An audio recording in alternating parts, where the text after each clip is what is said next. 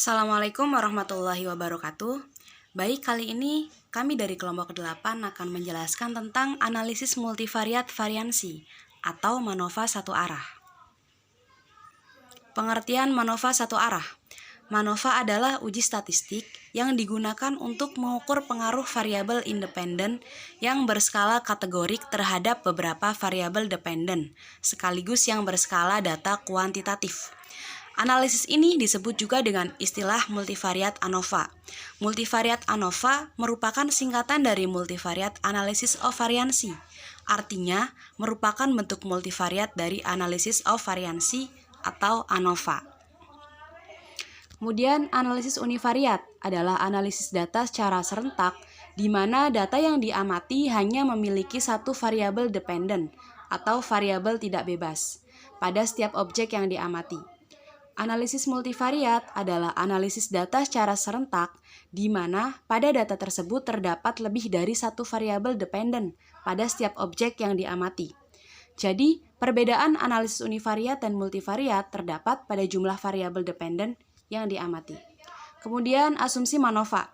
Yang pertama, asumsi normalitas dalam MANOVA, yaitu metode analisis MANOVA atau multivariat analysis of variancy terdapat asumsi normalitas multivariat.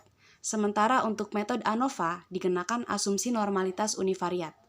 MANOVA bisa digunakan untuk mengamati variabel-variabel tak bebas yang diasumsikan secara bersamaan mengikuti distribusi normal multivariat untuk setiap kategori atau kelompok. Kemudian yang kedua, asumsi kesamaan matriks-matriks kovarian dalam MANOVA. Terdapat asumsi kesamaan matriks-matriks kovarian populasi dalam penggunaan metode analisis MANOVA. Pengujian asumsi kesamaan matriks-matriks varian populasi ini dapat diterapkan pada uji box. Tetapi, Stephen kurang setuju dengan uji box, sebab menurutnya sangat sensitif terhadap ketidaknormalan.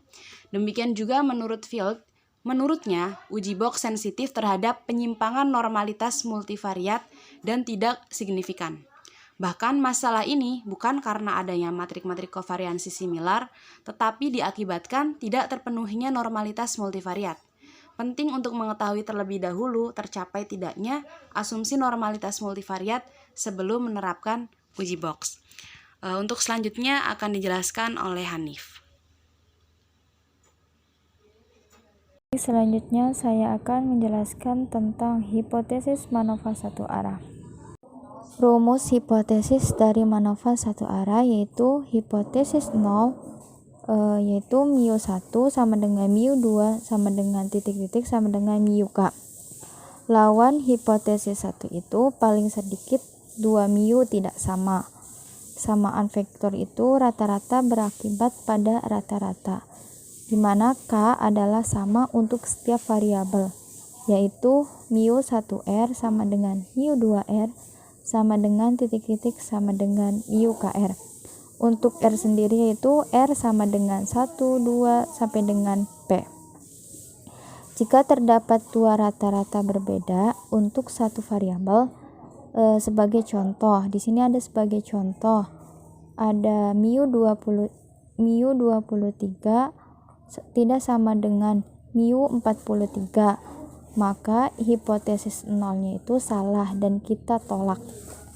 Di sini ada bentuk vektor dari hipotesis 0, yaitu hipotesis 0 sama dengan mu11, mu12 sampai dengan mu1p sama dengan mu21, mu27 sampai dengan mu2p sama dengan titik-titik sama dengan mu K1, mu K2 titik-titik sampai dengan mu Kp.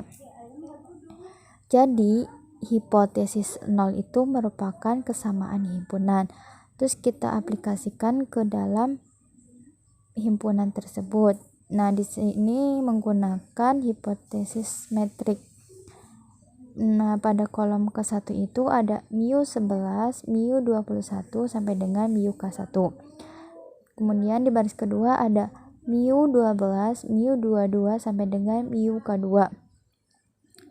Baris ketiga itu ada mu1p, mu2p dan sampai dengan mu Kp. Nah, semua p, k, min 1 itu harus memenuhi hipotesis 0 supaya dapat dinyatakan benar.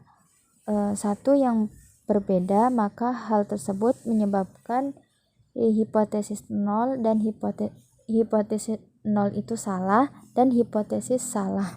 Kemudian ada perbedaan MANOVA dengan ANOVA.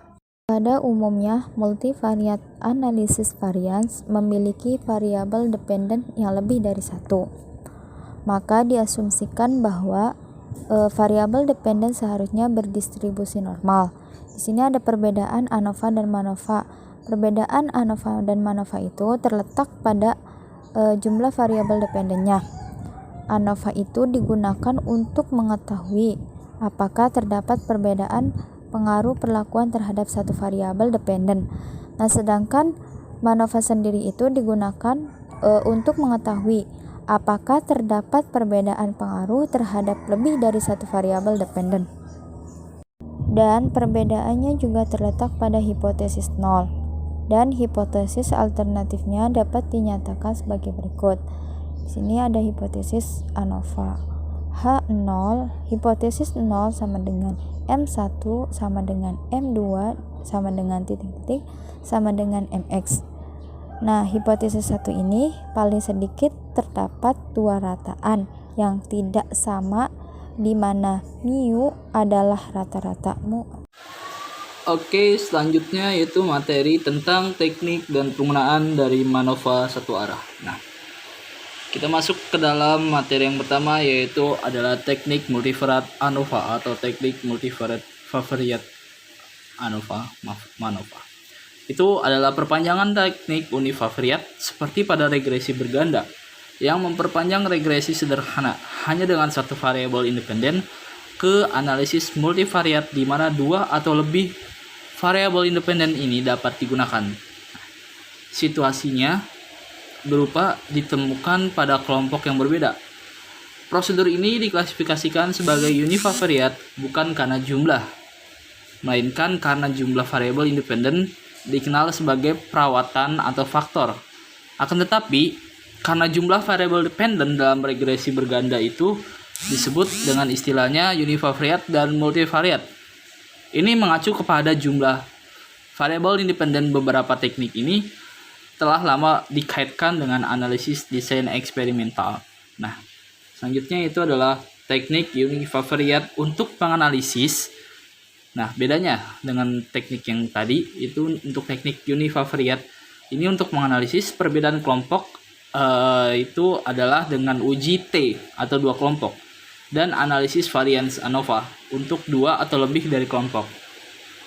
Nah, prosedur ekuivalen multivariate itu adalah analisis varian Hotelling dan multivariate.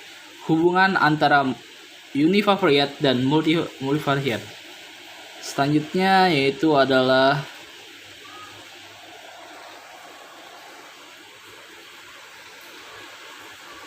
penggunaan uji MANOVA.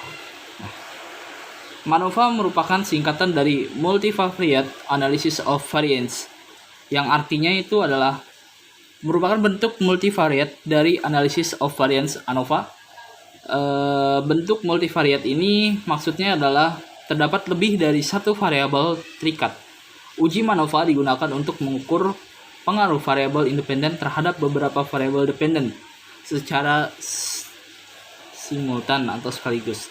Selain itu, one way MANOVA atau MANOVA satu arah digunakan untuk menguji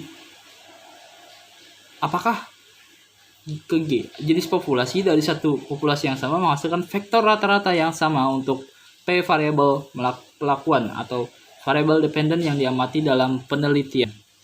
Nah,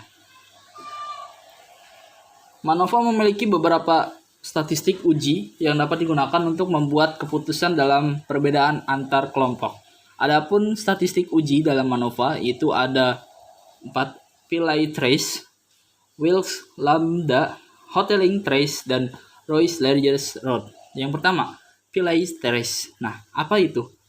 Pillay trace adalah statistik uji yang digunakan apabila tidak terpenuhnya asumsi homogenitas pada variance covariance. Nah, Pillay trace ini memiliki ukuran sampel yang kecil dan jika hasil-hasil dari pengujian bertentangan satu sama lain, yaitu jika ada beberapa variabel dengan rata-rata yang berbeda dengan yang lain. Nah, kemudian untuk Wilks lambda ini adalah statistik uji yang digunakan apabila terdapat lebih dari dua kelompok variabel independen dan asumsi homogenitas matriks varian kovariansi dipenuhi.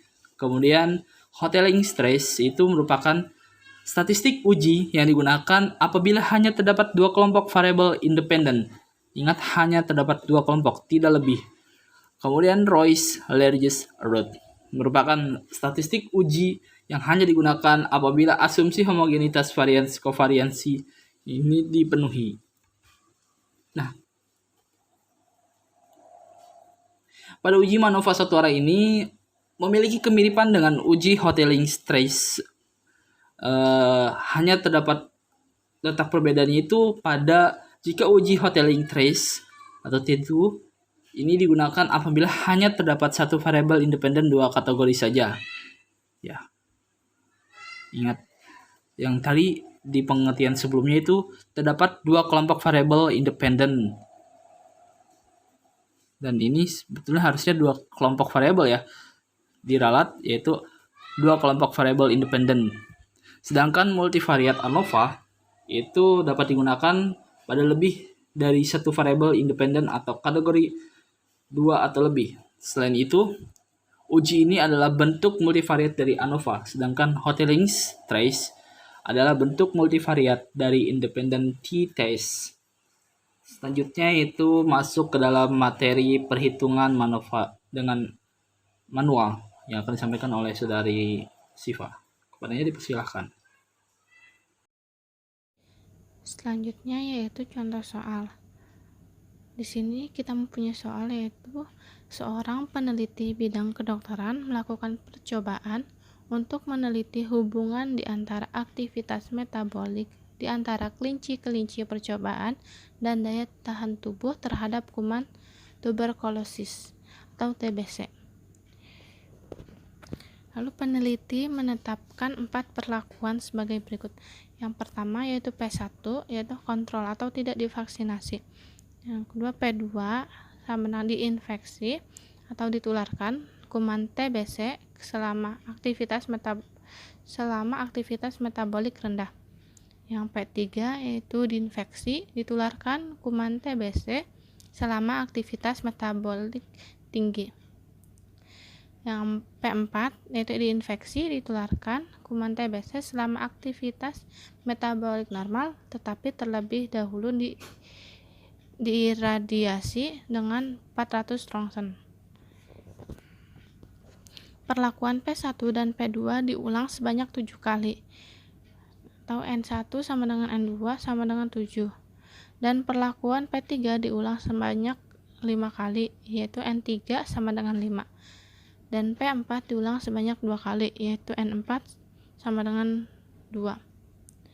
Nah, perubahan respon yang diamati ada 2 yaitu Y1 banyaknya basil yang hidup per tubeless formed.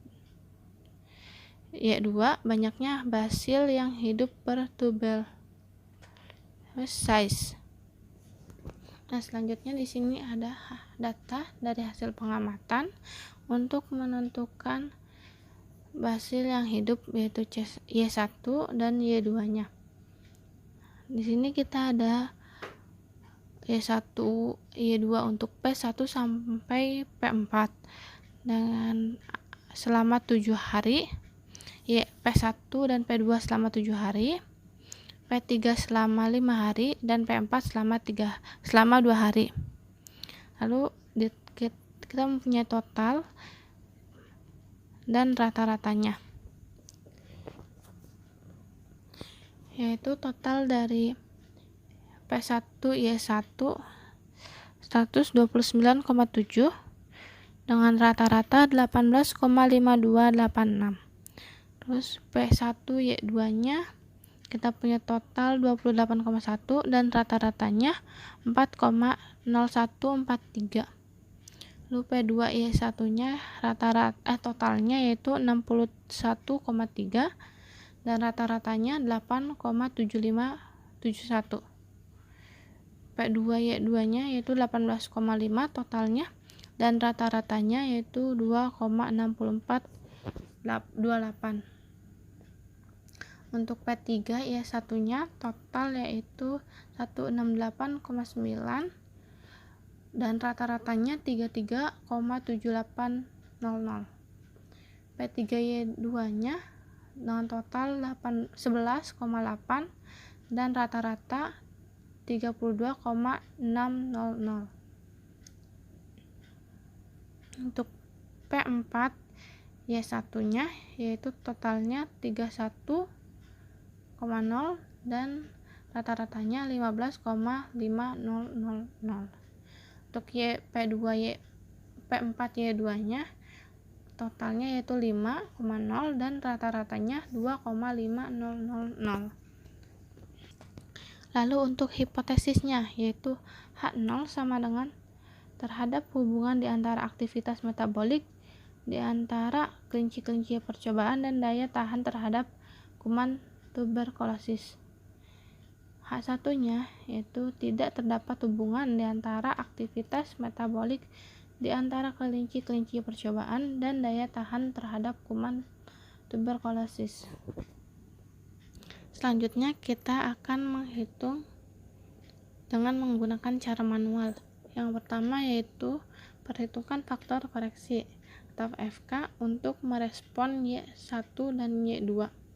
Nah, FK untuk respon Y1 yaitu FK 11 sama dengan Y1 per kuadrat per N. Nah, total dari Y1 yaitu 390,9 kuadrat per 21 sama dengan 7276,3243. Untuk FK untuk respon Y2 yaitu FK 2 sama dengan Y2 per N, Y2 kuadrat per N sama dengan 63,4 kuadrat per 21. Maka hasilnya 191,4076. Nah, untuk FK untuk respon Y1 dan Y2, maka FK 12 sama dengan Y1 kali Y2 per N, maka 390,9 dikali 63,4 per 21 sama dengan 1180,1457. Lanjut ke perhitungan jumlah kuadrat total terkoreksi atau JKT dan jumlah hasil kali total terkoreksi JHKT untuk respon Y1 dan Y2. Nah, untuk jumlah kuadrat total yaitu JKT 1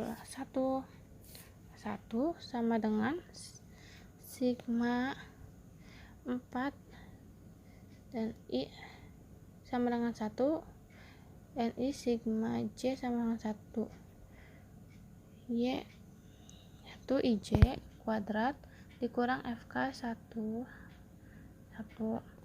sama dengan 3152 kali 3152,2653. Nah, untuk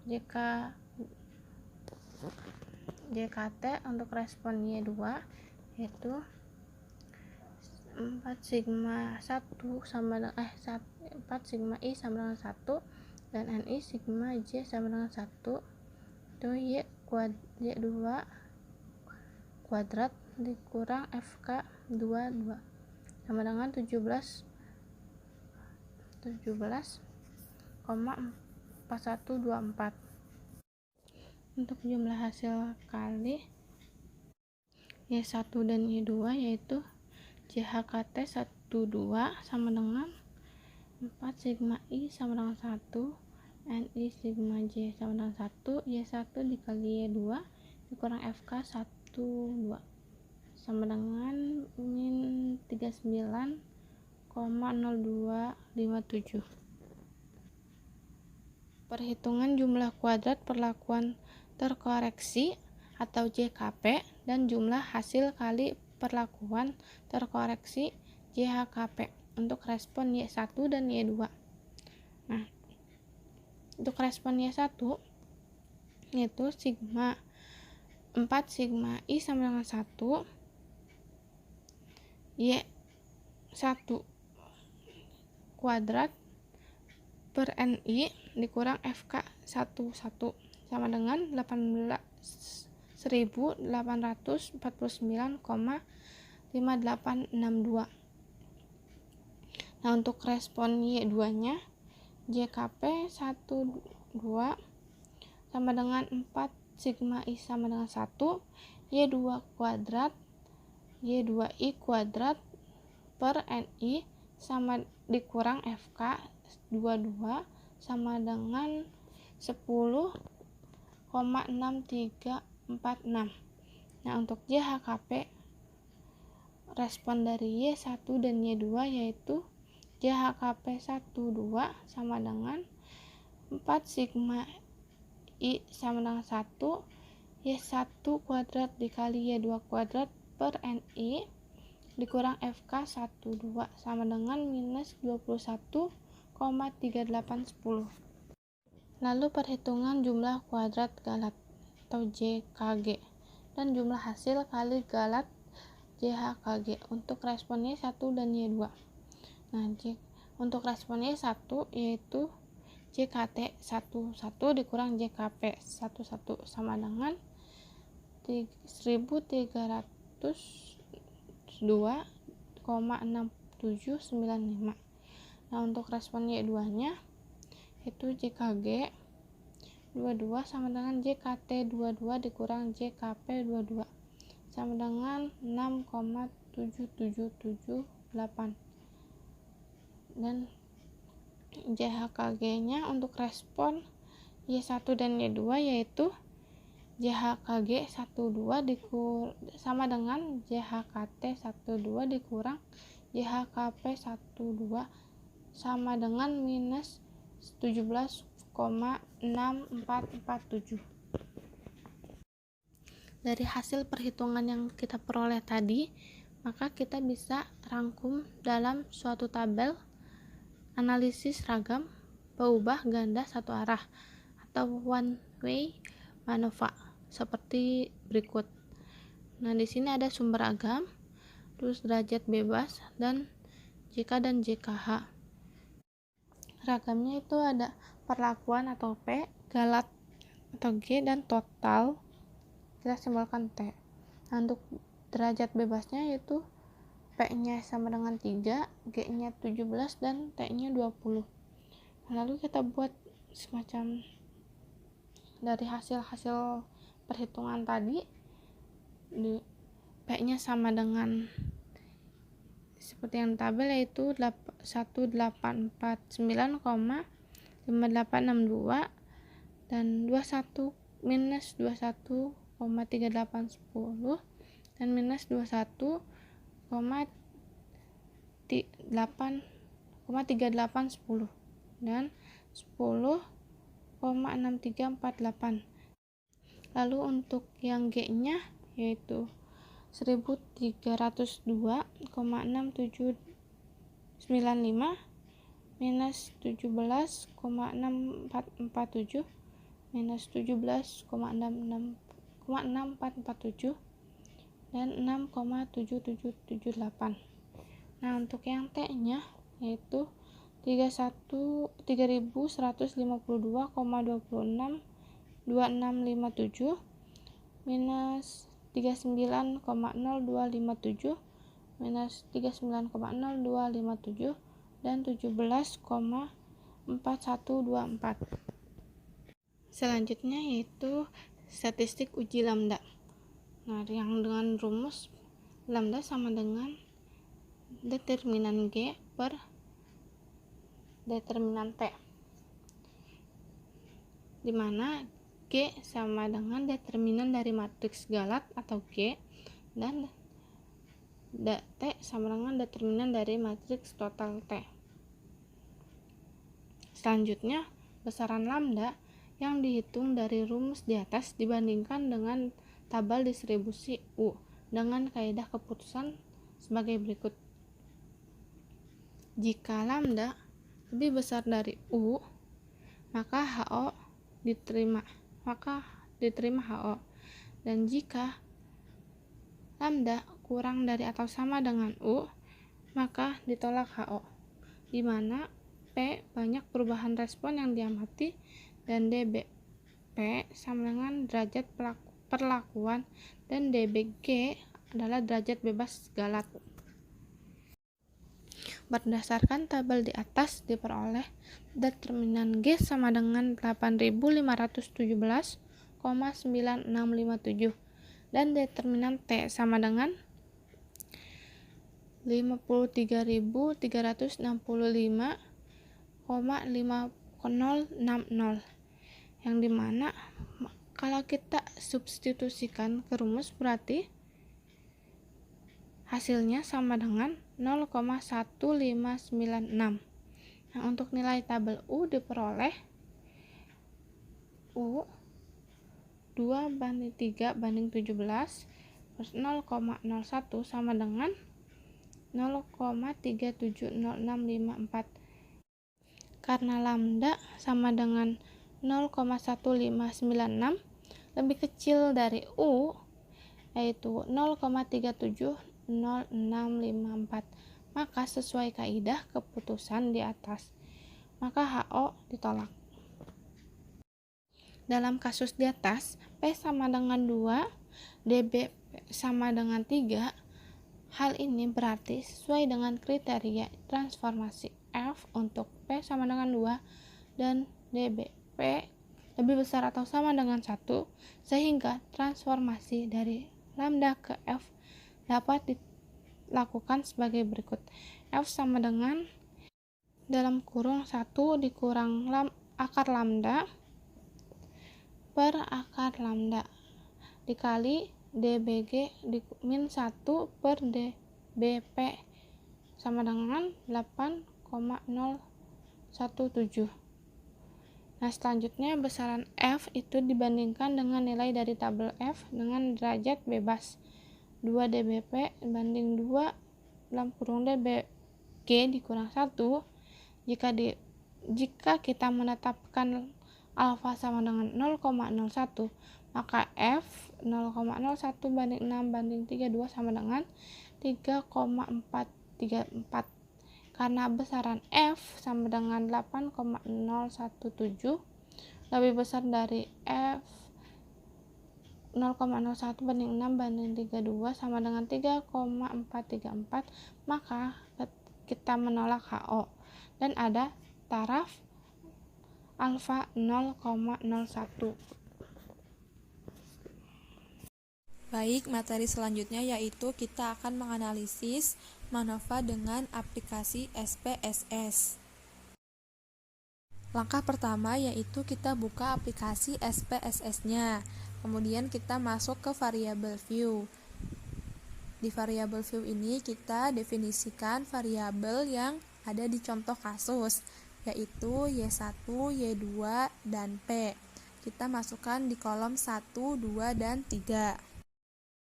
Selanjutnya kita klik data view, kemudian kita masukkan data ke SPSS seperti berikut ini.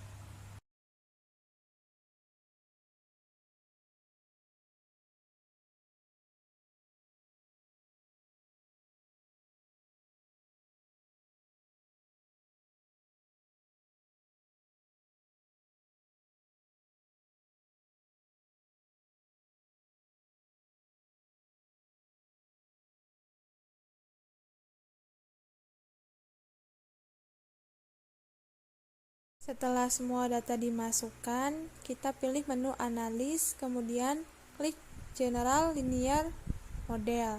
Kemudian kita klik yang multivariate. Setelah itu, masukkan Y1 dan Y2 ke dependent variable dan P ke fixed factor.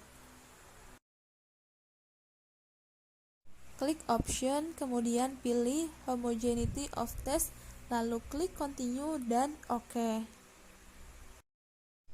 Kemudian didapatkan hasil analisis MANOVA satu arah seperti berikut ini. Yang pertama yaitu ada uji homogenitas matriks varian atau kovarian. Yang perlu diperhatikan adalah nilai signya. Di sini didapatkan nilai sig dari box test of equality of covariance matrix yaitu 0,003, di mana 0,003 ini kurang dari 0,05. Maka kesimpulan yang didapat yaitu H0 tidak ditolak, sehingga dapat disimpulkan bahwa matriks varian atau kovarian dari variabel dependen tidaklah sama. Selanjutnya yaitu uji homogenitas kesamaan varian. Di sini didapat nilai sig Y1 sama dengan 0,004, di mana 0,004 ini kurang dari 0,05. Maka HO ditolak. Dapat disimpulkan bahwa terdapat hubungan di antara aktivitas metabolik di antara kelinci-kelinci percobaan dan daya tahan terhadap kuman tuberkulosis. Kemudian nilai sig Y2-nya itu didapat 0,655, di mana lebih besar dari 0,05. Maka HO tidak ditolak. Dapat disimpulkan bahwa tidak terdapat hubungan di antara aktivitas metabolik di antara kelinci-kelinci percobaan dan daya tahan terhadap kuman tuberkulosis. Kemudian yang terakhir yaitu uji MANOVA. Karena nilai sig sama dengan 0,00, di mana kurang dari 0,05, maka HO ditolak, sehingga dapat disimpulkan bahwa terdapat hubungan di antara aktivitas metabolik di antara kelinci-kelinci percobaan dan daya tahan terhadap kuman tuberkulosis atau TBC.